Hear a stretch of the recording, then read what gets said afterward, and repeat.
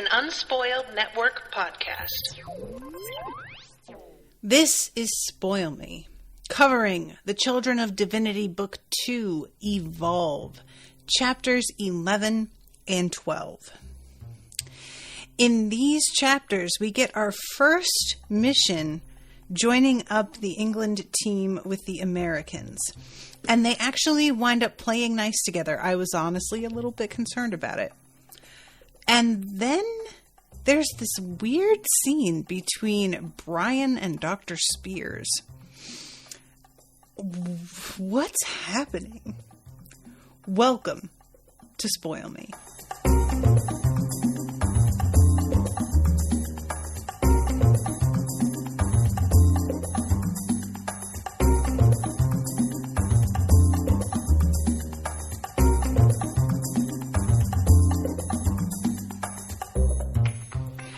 Welcome to the show, everyone. I am Natasha. Thank you very much to Heather for commissioning this episode.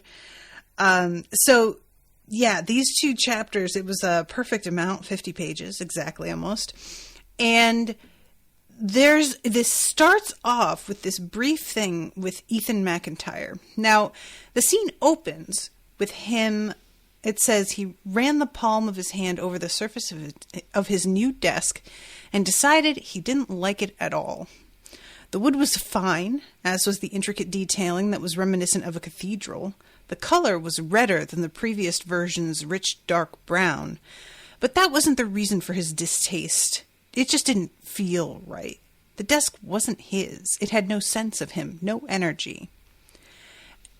What is happening? Now, remind me, forgive me, Heather, Ethan is an alien, but does he have any, powers? Because the thing is, with these aliens versus, the awakened, they're not the same thing. The awakened, the implication seems to be, awakened humans are a result of interbreeding between the aliens and human beings.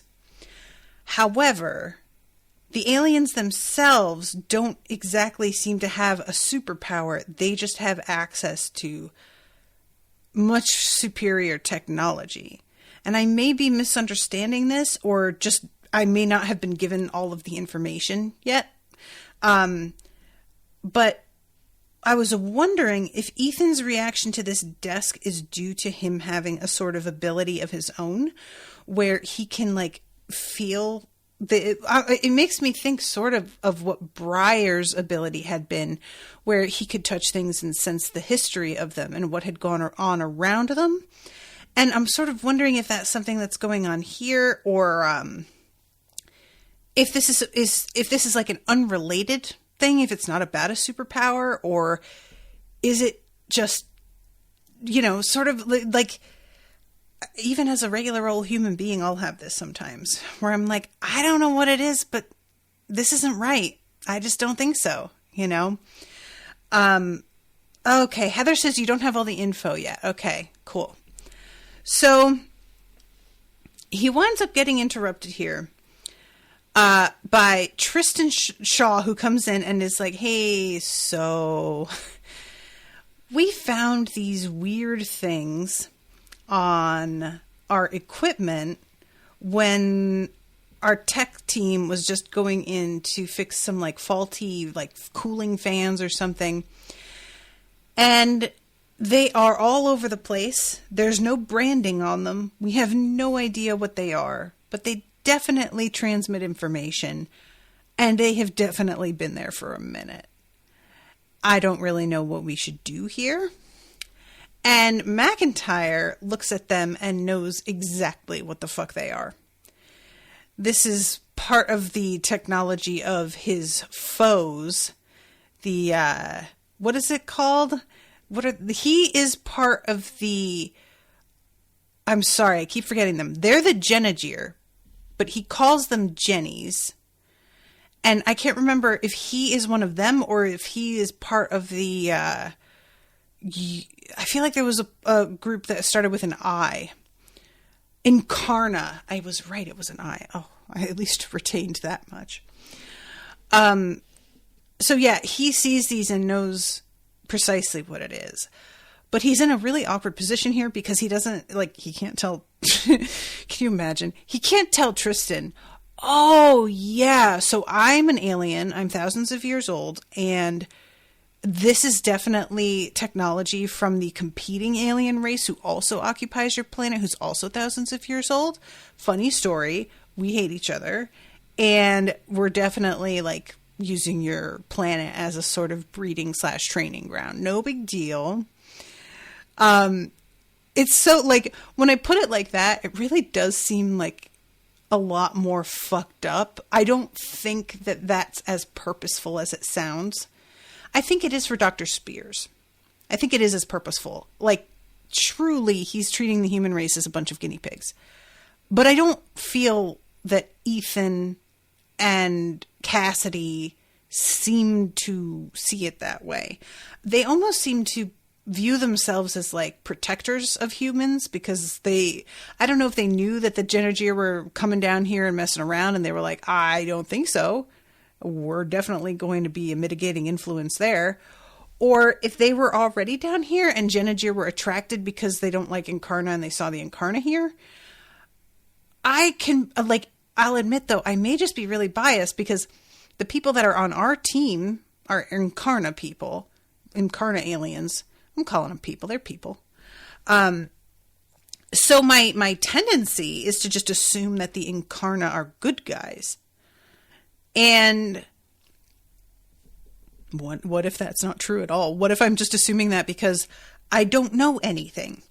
You know, I mean, Dr. Spears just seems so despicable that my view is if he doesn't like somebody, they must be a pretty good person. And granted, there's another Genagir who is Dr. What is his name? Oh, no, his name is Lyndon. Dr. Lyndon, that's right, because he has the same name as the kid from the Cradle books. Lyndon's a Genagir, right? But he's a good guy. So it's not as easy as, like, these are the bad aliens and these are the good aliens. Lyndon does seem to be an outlier a little bit, though. Like, it feels as if when he talked to Dr. Spears that he had sort of, like, evolved past what his people had been and this sort of, like, weird militaristic, extremely hierarchical society. It was just not part of him anymore. And that he was a little bit judgmental of the fact that, like, Dr. Spears still saw the world that way. So, you know, I kind of feel like Lyndon isn't really as representative of his people as Dr. Spears is. But that might just be because I met Dr. Spears first. And so I have a tendency to see him as, like, more of an example overall. But anyway, so this is when, like, Ethan basically tells Tristan, because he asks, Tristan wants to know whether or not they should get some people on surveillance footage and try and see who could have gotten in. And basically, Ethan has to tell him, no, don't do that. But he has to do it in such a way that doesn't raise a bunch of suspicion. He says, I'm bringing in an outside specialist. And that Tristan takes as, like, you are insinuating that those two dudes I'm trying to enlist for help, Deckard and Laird, that you think they had something to do with this. And Ethan is like, well, I don't actually think so, but we really do have to be super careful. We don't even know, like, as he puts it, they could be compromised and not know it. And that made me, like, really interested. What does that mean? How could you be compromised but just be unaware of that fact? I feel like you would, like, is this supposed to be like a mind control power that we're afraid of or something? Like, is there a way for somebody to tap a brain, you know, and just see, like, what is he concerned about there? How can that happen? But yeah, he says, I don't want Jordan's team compromised by this leak, and we can't, like, chance our spy hearing that we have caught on to this equipment. Which I kind of thought, like, yeah, you don't want them to know that, but Tristan's standing here with one of them in his hand that he just gave to you. Like, they're going to be aware that one of them was moved. It didn't entirely, like, make sense to me that you would be able to do this without the spy being alerted. But nevertheless, Ethan, like, he doesn't think, or he, you know, we know he doesn't think, but Tristan sort of wonders if it's Aftermath that did this. And McIntyre is like, I don't think so. And Tristan really doesn't get where he's coming from here. And says, I'm really going to need you to explain to me why you don't think this is him. Because this feels exactly the fuck like his MO. And this is a real, like, he used to work for us. So he may still have friends that he was able to get in and do this shit through, you know? And Ethan just can't tell him anything. And I feel kind of bad. And he feels bad. He doesn't like lying to Tristan about this. There's just not a lot to be done here. Have the two technicians report to my quarters and record it as a repair. They're going to work the footage and review the access logs. And Tristan tries to argue with him, and he's just like, I said what I said. Bye. So Tristan leaves, and the director uses this little, like, pen sort of piece of technology to get in touch with Cassidy and be like, hey, I'm coming over. We've got some shit to talk about. I do really like, too, that when Cassidy answers, he assumes that he's calling to be like, hey, your daughter's dead. And McIntyre has to be like immediately like, hey, it's fine. She's fine. Nothing's wrong there. We just have to talk. It's fine. So then we go to Jordan, and she's at this crime scene. Now, Heather, is this the scene of the burning of the Congresswoman? Or is this a different scenario? It is. Okay. This is a really awful, like, you know, it's interesting how when we were with Aftermath, he had to constantly reassure, he had to tell his friend, his partner in crime, who I just keep thinking of as the juggernaut bitch, to not kill people and to just destroy cars and shit. But whether or not that guy decided to kill people, people still died because they're easily frightened, like herds of animals. And this comes right after the trampling that happened at a concert over this past weekend. I don't know if y'all had heard about that. But it was a music festival, and, like, first of all, I think we all know that this music festival shouldn't be happening. It's like, we're all trying to act like the pandemic's over. It's not over. It's not. Can we not have crowds of, you know, like 500,000 people getting together? It's not that many, but I think it was like 50,000 people. It was like a significant number. And secondly, the crowd got out of control, and I feel like, was it like 7 people died? It was like a high enough number that I was genuinely shocked, because tramplings, like, this is not an unheard of thing, but it was like, usually it'll get out of control and one person, you know, there'll be one victim, and you're like, wow, that is fucking awful. But it seems almost as if people saw that and then everybody began to pull back because they realized someone had been truly hurt. And it was so many people that died that I was like, how did nobody see what the fuck was going on, you know? And I just kept thinking about that with this, because that wasn't even a result of fear. You know, this was people fleeing a scene in which there was a true threat. 100% they should be fleeing. I'm not mad at them for that, you know, but the trampling at this concert was pure, just like, what I feel like is going on, I'll be honest, is that everybody is so fucking amped to be out in the world after being locked away for a year, even though they weren't really, because America did not handle their shit, that they are acting a fool as soon as they get out there, because they have all of this sort of like pent up aggression, some joy, maybe a little bit of panic, and they don't know what to do with it. It's part of the whole thing with people like flipping out on on planes and stuff with flight attendants. People are getting a lot more aggressive in various places because they are not dealing well with having been sort of cooped up and told that they can't do certain things. So I feel like it's leaking out of people in weird ways. But anyway, they are at this crime scene and the bodies are still here. I kind of thought by the time they got there, this would have been cleaned up, but it seems like it's really quickly after this all happened. And Jordan is looking at them, and there's about 6 people, 6 bodies. One was a small child, no older than 5 or 6, curled into a little ball. There was an elderly woman with her arm draped across the child's body as if she had tried to protect him. That's so sad.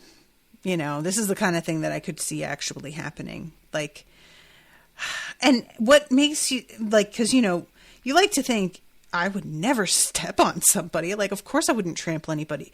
But if you're caught in a real tide of people, you don't know you're stepping on somebody until you're past them. Like, it's over so fast.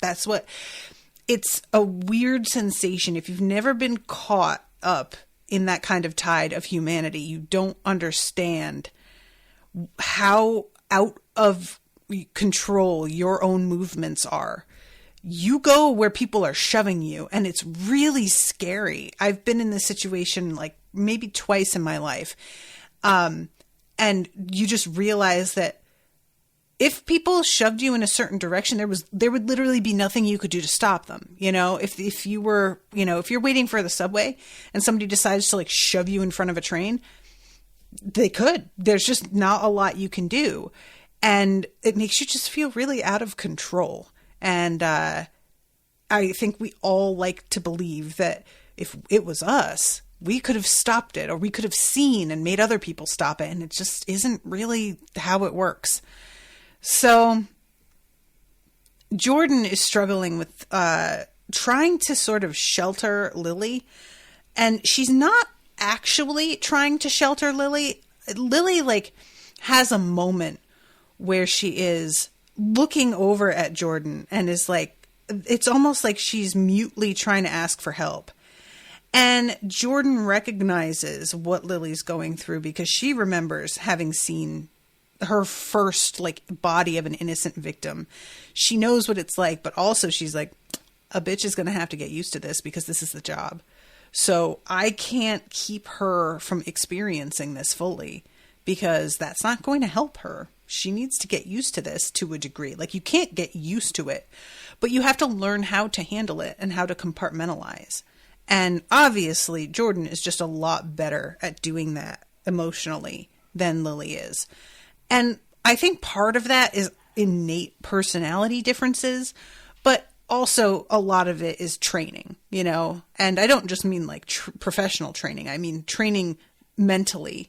Some internal shit that she has learned to do. So, excuse me. Oh God. Heather says humans are so fragile. It only takes like 7 pounds of pressure to restrict someone's ability to breathe. Yeah. I feel like I remember hearing that it takes less pressure to like, crunch a soda can than it does to collapse somebody's airways. So yeah, our bodies are wild. They're very resilient in some ways, and shit that you would swear would kill us, we come back from. And then there's just, you know, somebody slips the wrong way getting out of the bathtub and fucking dies. It's just really weird to me how unpredictable it is. You just never know. So Lily gets assigned to take a full scan of the area, and she opens this like thing that has like all these drones in it and sends them out. And there's this dude watching as Jordan says, like, I want to see how you deal with, like, the investigation. And one of the Americans says to Blackwell real loud, like, great, on-the-job training. All of this, it turns out, is like an orchestrated antagonistic test where Blackwell is trying to figure out whether or not they're going to emotionally react to the situation, because he sort of suspects that the team is too, like, personally involved in all of this due to having lost some people on the last mission. And Jordan, like, recognizes it for what it is. I can't tell if she recognizes it in the midst of it. It seems like she sort of puts it together after it's happened. And once she's talking to Blackwell, she sort of realizes, like, oh, that's what that fucking was. But it almost works. Like, there is a sense of, if Jordan wasn't there to stop Douglas from starting to flip out, the two of them would have really gone for it. Blackwell also stops Quentin at one point, like, tells Quentin, like, why don't you go and, you know, find this agent and deal with that, and sends him away. But Douglas is really starting to get amped, and only being sent off to do another chore sort of, like, gets him to refocus his energy and cool down. And in a lot of ways, like, Jordan keeps getting really offended at the insinuation that the team might be too emotionally involved. She keeps really getting pissed at Blackwell. But it does feel like Douglas specifically is a little out of control, you know, and it's not actually true. He manages to keep it together and be professional, but I don't blame them for feeling a bit anxious about this. And by them, I mean the Americans. And her assertion that Blackwell, like, how do you have the nerve to insinuate that we might be over emotional? I'm like, I mean, just literally look at Douglas. Like, maybe you're able to control yourself, but clearly he's not great at it. Chance is a weird one where I feel like he's always so chill that I'm like, are you even affected by what's going on, man? But yeah, it just seemed to me that she wanted to sort of act as if Douglas didn't count and be like, you see how professional we are. And I'm like, I mean, he didn't throw a punch, sure, but it didn't feel like he was far off from doing it. So Blackwell also, like, asks her about Lily and whether she's going to be able to handle it, saying something about how, like, we can't afford to babysit her. How old is she even? And Jordan is just like, man, she's old enough. Okay. We don't send people out into the field that aren't ready for it. We would appreciate you trusting us that we know what we're doing when we're training our own. Like, mind your business.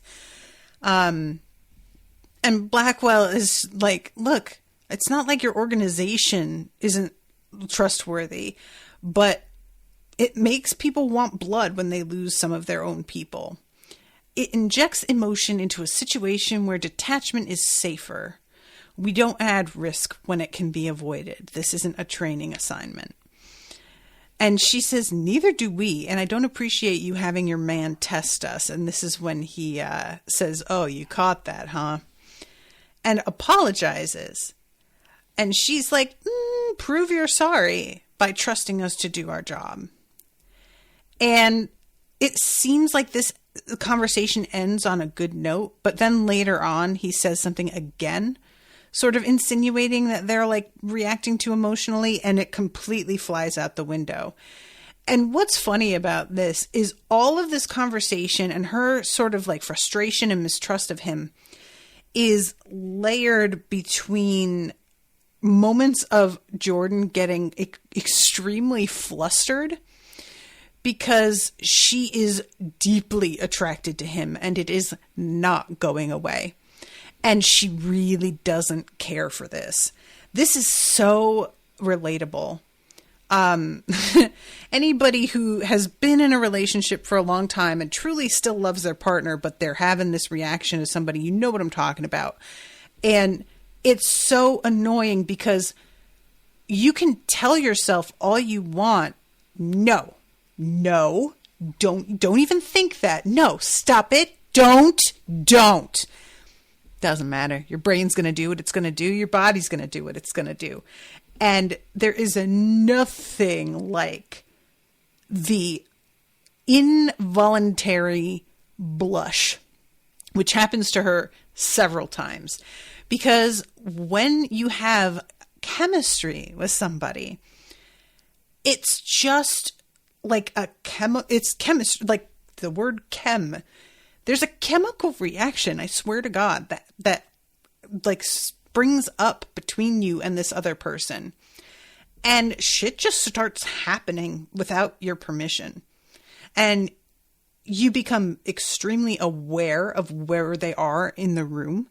If they're standing near you, you could swear you feel their body heat radiating. And it's like, that's certainly not actually true. But you would bet money that you were experiencing that, because there is like this sort of field. And I just really understand this. This was something that happened to me when I was engaged to Ruben and I met Brendan.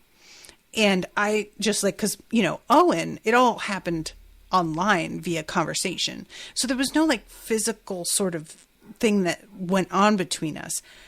But with Brendan, when I met him, my immediate thought was, oh no, like I fucking knew this dude is going to be an issue for me. Like this is a problem. And it's so annoying because you want to do the rational thing and keep your distance, and you want to like be responsible and not put yourself in situations where you're going to be near them because you know it's not great for you. However, there's another part of you that looks for reasons to be near them, that is like kind of low-key excited when you get assigned to like, work with them for the afternoon, and you feel guilty for being happy about it because and there's a moment later where Jordan is like trying to picture Brian because she's trying to get her fucking mind off this guy. And it's really hard for her to like conjure the image of him in her head. And she's like, oh my God, what the fuck? Like Jordan is just so rational and in control of herself so often. It's pretty fun to see her in this position where she's like, this sucks. I can't do anything about the way I'm responding to him. And she genuinely wonders if it's like an ability of his in previous chapters. And I'm still sort of stuck on that, like wondering if that is it or what else is going on here. Is it just pure chemistry? Because that is a real thing that can happen. And the thing that I have in the past realized is sort of like helpful. I mean, in other relationships, I've had crushes on people maybe that I worked with, and I would just go to my significant other and be like, hey, so I have like a weird crush on a dude that I'm working with, and I try to be super open in relationships, and I have found that if I tell my partner how I'm feeling, half of the fun of a crush can be the secretive, illicit nature of it. So if I tell my partner, it erases that completely. And thus, the crush dies a horrible, fiery death. That has worked for me more than once.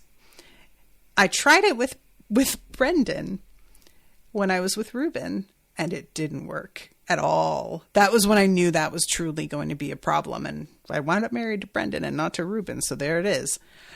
I really don't know what to expect here, because Jordan is extremely loyal. And even if she's having involuntary reactions to him, that she's still in control of her actions. So I don't see her like cheating on him. However, there is a sense of like inequality between them that we get to see from Brian's perspective in the next chapter. And we find out he's really insecure about the fact that he doesn't have any of the abilities that the rest of the men Jordan works with have. And I gotta admit, I see his point. Like, we know how attracted to Brian she is. And it's not like every time we're in her mind, she doesn't, Blackwell's the first guy that she's been interested in any way. Everybody else, it's been purely like, this is somebody I work with. A lot of them are kind of dicks. Like, no, it's fine. And yet, there is like, when you believe that somebody you care about is like capable of something that you aren't, that puts them in a whole other sort of category, I can see how it would just make you really, really self-conscious. It sort of makes me think of like somebody who is like me, for example. I have a couple friends in this situation where they started dating somebody who's super athletic. And that person who is super athletic was attracted to my friends who are not from the outset, clearly signaling they don't mind that these women aren't athletic. It's not a problem for them. But they go to the gym, they do 5Ks, they, triathlon, stuff like that. And they make friends and meet people doing that. And so my friends begin to get sort of worried that because we don't share this interest and because I'm not in as good of shape as the people that person's running into in all of these events, they're going to begin to realize that we're not a good match for each other. And it's like, that's the sort of thing where you just have to sit back and trust your partner that they aren't going to do that to you. And it's a really tough thing because it's wild, guys. I can look at Owen and I can know intellectually, does Owen look like Chris Hemsworth? No. Is he jacked? No. Does he have flawless hair? No. And yet, I am still very attracted to him. He is mine. And I look at him and I'm like, there's my boy. But I can't come to terms with the fact that he feels that way about me. That he can look at me and the fact that I don't look like Catherine Zeta-Jones or Selma Hayek. And that he's fine with that. That he sees me. It's really, you have to have this sort of faith in the love you have for one another that can be very difficult to sustain. And this is the sort of thing that I found some vows because, as you guys know, I'm marrying Owen in less than a month now. Wow. Really coming up. But Rashawn is going to be presiding as the ordained minister at our wedding. And we're trying to figure out what the ceremony is going to be like. And part of the ceremony is, part of the vows are, I will love you and trust your love for me. And when I read this, because I was looking for good vows and so many of them are so fucking corny. But when I read that, I was like, oh, that is a vow. That is a real thing that I really do need to promise to do. Because that is a really hard, that's the hardest part. Trusting somebody is so tough. And I don't even have experience with being betrayed by a partner, really. I have had shitty partners, but as far as I know, I've never been cheated on, anything like that. And it's difficult. And I can't imagine if you have, So anyway, all this to say, I understand Brian being worried about this. And it turns out this is part of his interest in teaming up with Elgin Spears, is that he knows Elgin's interested in just trying to awaken people who aren't already. And Brian is low-key yeah, I'd like that. If you can figure out how to do that, please do it to me. Brian, all these powers are not created equal, buddy. I don't like, what if you're awakened and whatever it is that happens to you causes difficulty between you and Jordan that isn't there right now? You know, I just feel like he has this idea of what being awakened means because he doesn't know everybody's abilities out there. And maybe if he got some more examples, he would realize that this is such a crapshoot, you kind of don't want to do it. Like, so far, we have seen people with lots of cool powers that are very effective in combat or for, you know, surveillance and infiltration. But I am sure that there are people out there who are awakened and very frustrated by whatever it is that they can do. I mean, when we see what Jason can do, it is extremely effective as, like, again, a combat thing, but apparently hurt a lot when it first started happening to him. And like, can you imagine not being in control of it? And you just start like, what do you do? I just want Brian to trust in Jordan a little bit more. And like, dude, she didn't have to marry you. She married you because she picked you. You know, like she chose you. That means something. It's not like she was settling for you. Jordan's not a woman who has to settle at all. So, right. Heather says, sure, being able to read people's minds sounds cool, but fuck me, I would never want that. That is like, for me, one of the number one most like nightmarish abilities. Especially if you've read stuff like, the True Blood series. You can see, like, there's the TV series, but I don't feel like it gets across the way it does in the books, how exhausting it is if you aren't able to constantly shut it out. And if you are, it takes a ton of energy to shut it out, you know? There are so many different abilities that, like, allegedly are cool, but I sort of always think of drawbacks too. And I mean, then there's people like, you know, Rogue from the X-Men, where she can't touch anybody. And yikes. That's just very devastating. Anyway, so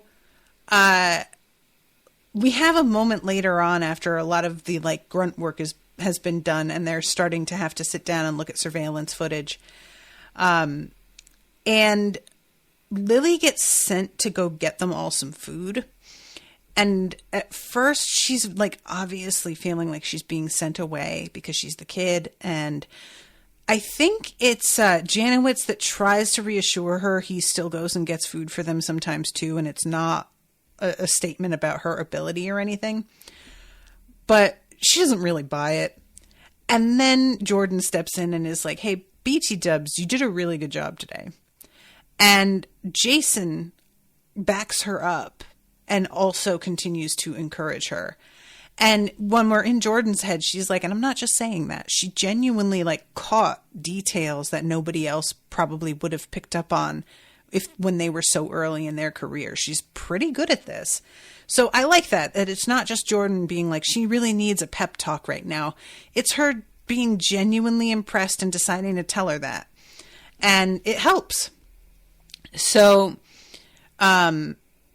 she talks for a few minutes with Jason about it because he asks Jordan, are you like her on the ground trainer? And Jordan's like, now I am. And he knows exactly what she means and is like, oh man, was she close to the other guy? And it turns out he knows knew Portsmouth. And it's just like, yeah, he was a little bit by the book, but he seemed to really know his shit. And Jordan asks Blackwell about the, like, how much he knows about what happened in London, and thinks to herself, she had been waiting for him to bring it up all day, and he didn't, and she just sort of thought that was weird. And he says, we got a brief from our director on it. I didn't mention it before because losing someone like that rattles a team bad. I didn't want you to lose focus and get distracted today. And this is the part where she just had been feeling pretty good about things with him. And he says this and sort of shatters that for her. And I was like, girl, you're really a little bit oversensitive for me. Like, it just felt like I understand being irritated with them constantly acting like they're, what's the word I want? They're babying you, you know? But also, I understand his point, and I just don't think that if Jordan were in his position that she would have necessarily handled it any differently. Maybe she wouldn't say it to them, and that's the part that's really like irritating her, is the fact that he's just saying out loud that he kept his mouth shut, you know?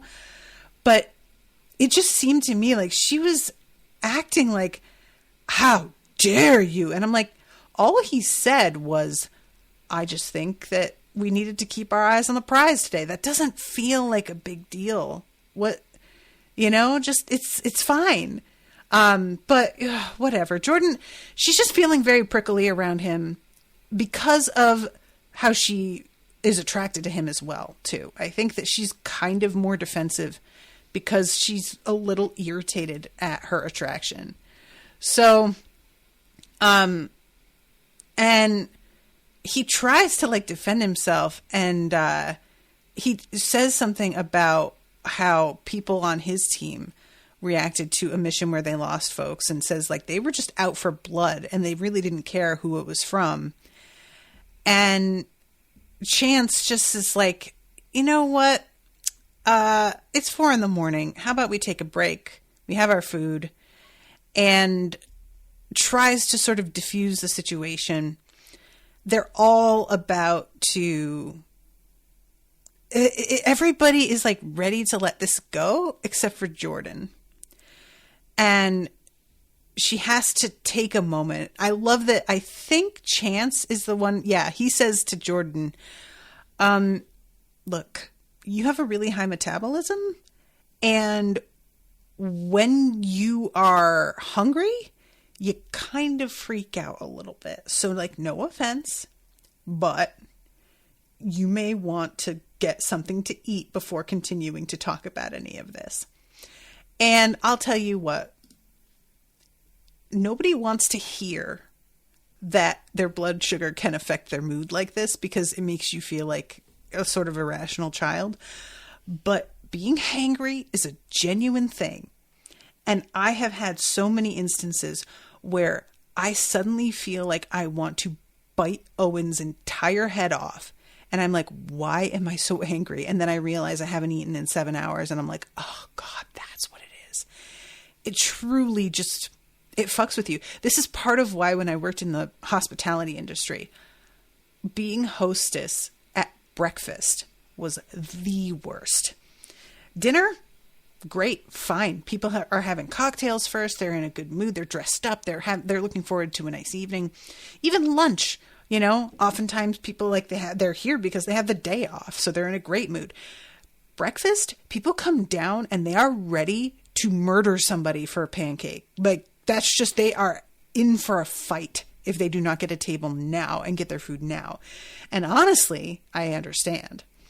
But yeah, so I just found this bit funny, and she kind of has to like take some breaths and realize, you're right, I'm kind of flipping out. And as she apologizes to Blackwell, her stomach growls, and she's like, God damn it. And then she gets an email from Ryan, 911, read now. And she says, my sister's found something. So then we go to the start of the team getting together on this operation. I will tell you what, I genuinely was like, what are you guys doing? It just seemed to me such a setup. Now, it does appear at this point, and I say that like waving my arms around like, maybe. It does seem at this point like things worked out well for them. But I don't trust that. I don't at all.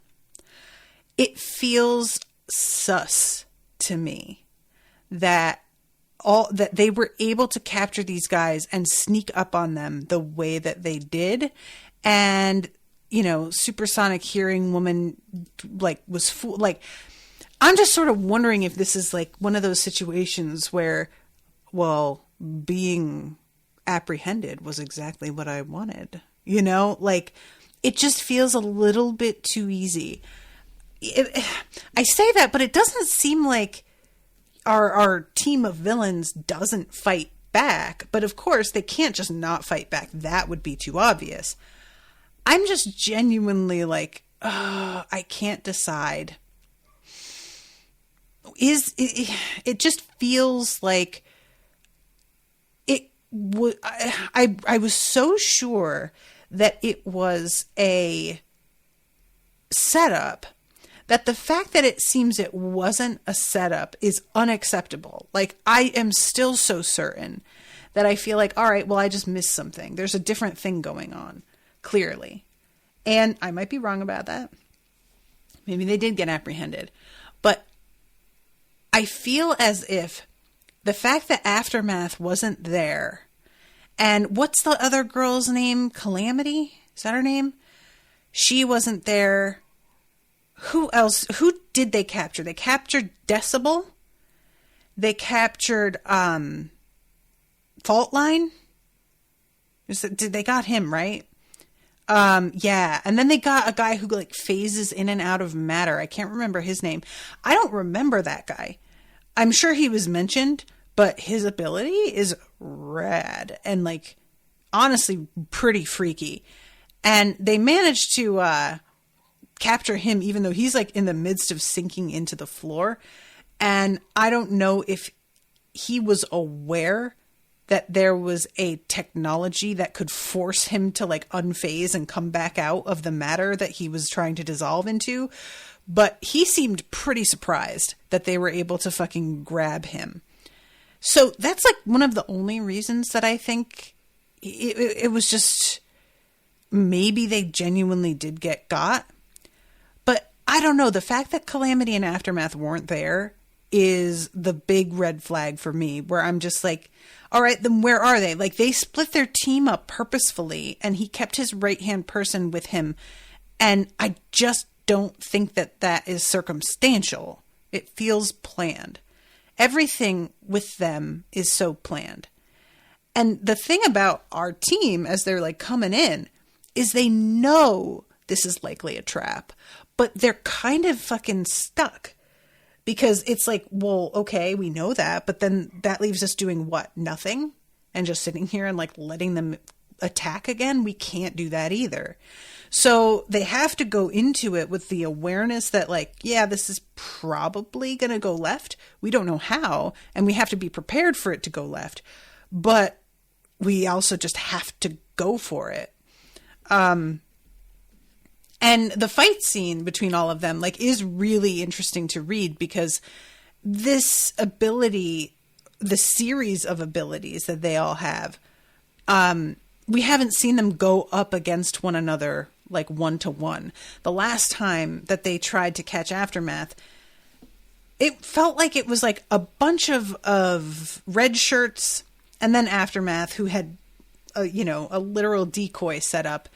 But these folks weren't there in the warehouse, I don't think. So we never got to see how they worked in combat. And Decibel in particular, she like blows out Jordan's eardrums, and Jordan's eardrums heal themselves. But other people in the room are like yell talking at each other later. And I'm like, are they going to recover? Because not everybody has a healing factor like Jordan does. And I'm kind of like, sorry guys, because they have sound dampeners built into their suits and stuff that they wear. And that shit does not do anything.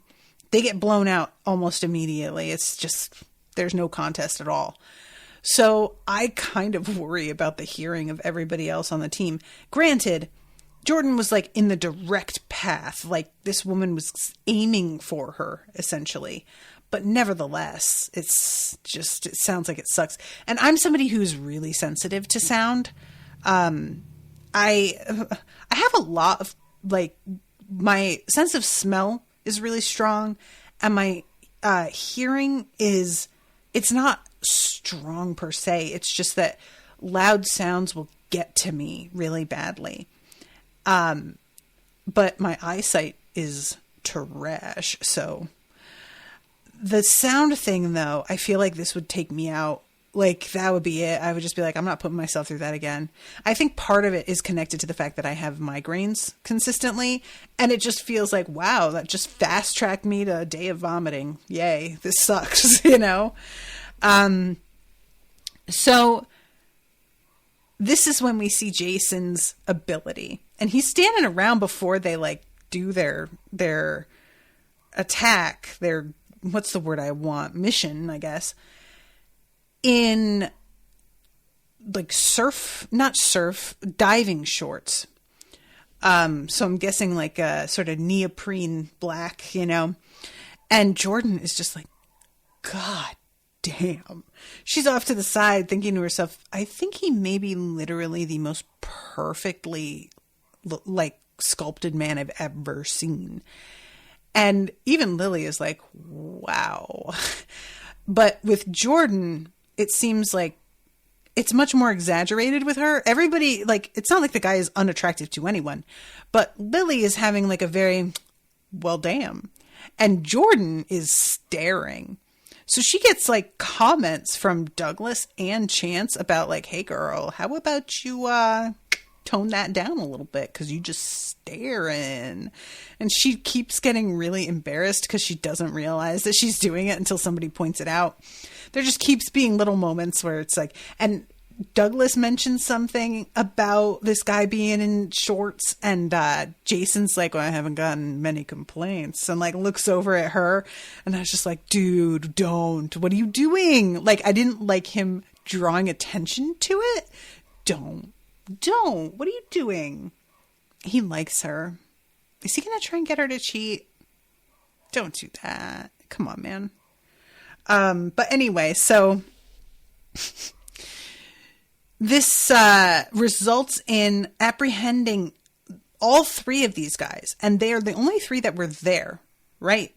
There was somebody outside that they were struggling with. And I don't know if they got him. No, they didn't, because Lily is running after him. Jordan tells her to stop because she thinks maybe he's leading her right into a trap. And to her credit, Lily stops. I thought she was going to fucking keep going, and she doesn't. But yeah, Jordan later on is sort of impressed. She's like, she really wanted to keep going, and she didn't. And that shows some professionalism, and that's good. Good for her. The elephant dude. Oh, that's right. Okay. So he was outside, which makes sense because he's just trashed the whole fucking, like, you don't want that man in a building fighting. That's the death sentence for everyone in there. That place is just going to collapse on them, and that's it. So that's like the end of that chapter. And then when we go into chapter 12, it's all Brian and Dr. Spears. And this is when we find out about Brian feeling inadequate. And there's this conversation between him and Elgin Spears that is really loaded.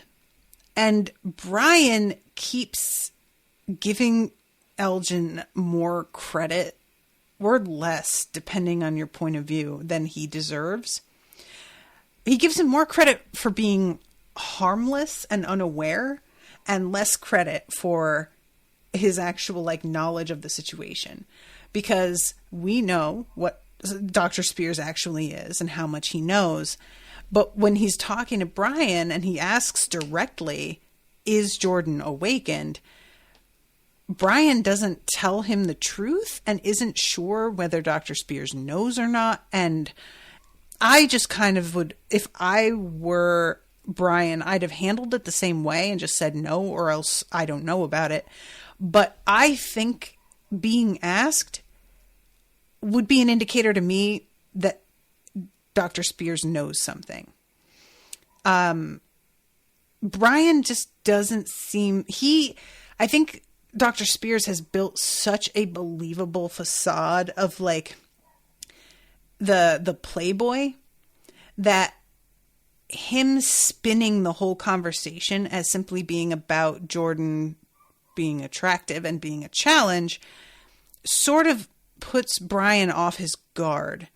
It sort of reinforces his idea of who this guy is already and makes him seem less outright threatening, but it makes him seem more like sexually threatening, which gets Brian very irritated. And he has to essentially line it out later with Spears and be like, so you're not going to try and fuck my wife, right? And Dr. Spears is like, okay, no. First of all, she's married to you. Second of all, we're business partners. I'm not going to do that. And then Brian has to be like, and you're not going to fuck our little sister either, right? And Dr. Spears has to stop and think about that one. He's like, okay, fine, no, I won't. But I'm still going to keep seeing Lena. And there's a moment where Brian is like, man, are we like straight up negotiating who he gets to sleep with? Like, this just doesn't feel right. And he lets Dr. Spears have Lena, which, I mean, it's not his to say that he gets, like he's not giving permission. And that's essentially what he says is like, she's a grown woman. She can make her own choices. Granted, technically Jill is a grown woman, but like, it just feels predatory in that case. They are not on equal footing in any way. So I think that's fair. But yeah, we like this whole time we get a really good look at just how jealous Brian can be in preparation for maybe him actually seeing Jason with Jordan, because I have to wonder if he will be able to tell that there is chemistry between the two of them, if he saw them together. It's the kind of thing that can be like, some people are not as good at detecting that sort of thing as others, but Brian seems already a little bit like concerned about this being a possibility with another awakened guy. And it sounds like Jason is the kind of attractive that even men don't miss, So I just am not looking forward to how he's going to feel if he ever meets Jason, because I just feel like that's going to make him extremely paranoid, and maybe that's fair, like, I don't know.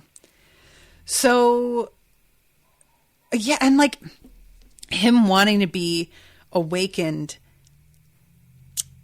obviously, I don't think like Dr. Spears isn't going to try and awaken Brian when he hasn't successfully managed to do this to anybody, because Brian is so prominent. He doesn't do this to people that anyone cares about or keeps track of, it doesn't seem like. But if he manages to do it and seems to be consistently successful, and Brian floats the idea of wanting to do this, if he were to ask at all, I don't know that he would. He may just go for it, but I feel like he would talk to Jordan about it. I really wonder what her reaction would be. If you aren't already aware what his ability would be, if it's just a total luck of the draw, I don't think Jordan would be, and I think she would be very disturbed to find out the reason behind why he is so desperate for this power. It's not like he's out here wanting to use the power out in the world. This isn't like, a sort of greed. It's due to an insecurity that he has, and that just hits different. So I feel like she wouldn't like that and would be a little insulted by it. So I don't think he would even tell her. Honestly, I think he would just go for it behind her back, because it's better to ask for forgiveness than permission, as they say, And I just keep sort of wondering if there's anything about his personality that could be an indicator as to what his ability would be. Like, that is a trope in some things, that you have an ability that's sort of this is just like a Twilight, like you have something that you were able to do as a regular human being that your superpower is sort of an exaggerated version of that. with Brian, I genuinely don't know what that would look like, because like he's just extremely charming and great at diplomacy. Would that be his superpower? That he is good at like sort of, would it be like mind control? Like he's so good at convincing people to do things. Because that's like an incredibly dangerous power. That's the sort of thing that like soothers in the Mistborn world. And soothers are for me a very problematic type of ability. Anything that infringes on people's free will, I just am like, I don't like it. So yeah, I just genuinely don't know what that would even look like. And I haven't even, I didn't even really talk about what Jason can do as a power, because it turns out he's in those like surf shorts, because his suit is made out of a weird material that he generates, and it causes him to have this like long tail, and his code name is Scorp. And it sounds really creepy. I kept thinking of Venom, you know, it's just like the same sort of sound effect and the like thread-like nature of the material closing in over him. And so part of me was like, Jason, you were hot, but now this thing has made you like creepy, and it's changed. It's crossed over for me. But it doesn't seem to bother Jordan. She seems fine with it. So I don't know. Yeah, I genuinely don't. I wonder, like, because I'm trying to think. I don't know anything about scorpions, because I'm like, is her attraction to him due to a pheromone thing? Because scorpions can do a pheromone thing, and that's supposed to be linked. I don't know. But there is something about it that feels like it's unnatural. Like I said, it can happen naturally. This can just be a thing. But I just am so paranoid all the time that somebody is trying to screw them over. That, like, what if Jason is a Genagir and that ability of his is actually just like a really advanced technology, but not actually an ability? But he can go invisible. That's an ability. Well, is it? Because that could be tech too. I don't know. Like, anybody could be an alien is the thing. They all look like people. So whoever is like putting... I mean, they'd have to have access to the London facility, though, and he wasn't... I don't know. I'm just theorizing. I'm all over the place. I'm getting paranoid myself. Anyway, I have to wrap up. I'm over time, but thank you very much to Heather for commissioning this. Let me see when the next episode is due. Friday, November 12th. It's this week. All right, cool. So come and join me, everybody, if you are interested. Hang out. And until next time, toodaloo, motherfuckers.